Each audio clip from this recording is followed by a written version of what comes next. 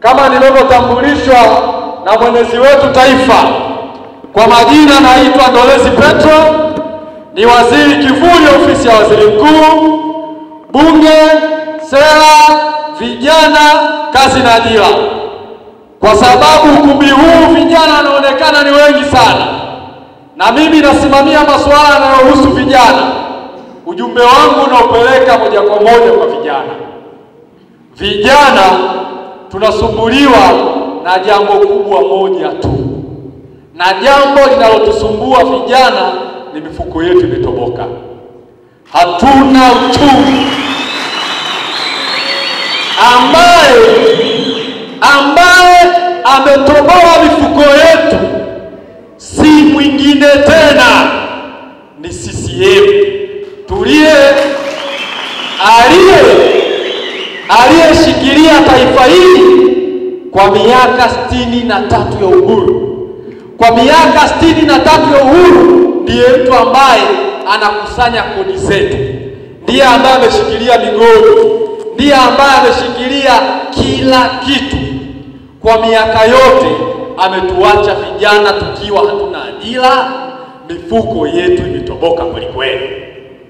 Hata wale ambao walikuwa wakienda mpaka vyuo vikuu, angalau wazazi wetu walikuwa wanajua kijana wangu kaenda chuo kikuu atapata ajira aje kutusaidia kama familia. Yanayotokea sasa, tunaohitimu vyuo vikuu tunatembea na bahasha mpaka zinachakaa.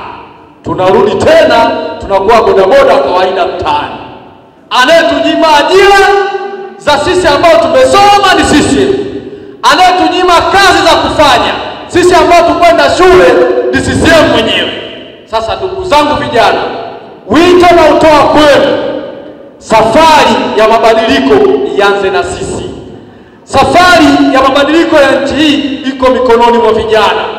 Sensa iliyopita ya watu na makazi ya 2022 inaonesha idadi kubwa ya Watanzania, yani kwa Watanzania wote unaowajua milioni 61, 77% ni wenye umri wa chini ya miaka 36.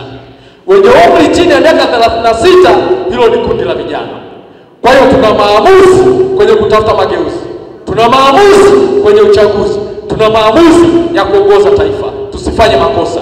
Mgeni rasmi KC, mimi nilikuwa na sabai na kutuma ujumbe, na ujumbe wangu ni huo. Asante sana.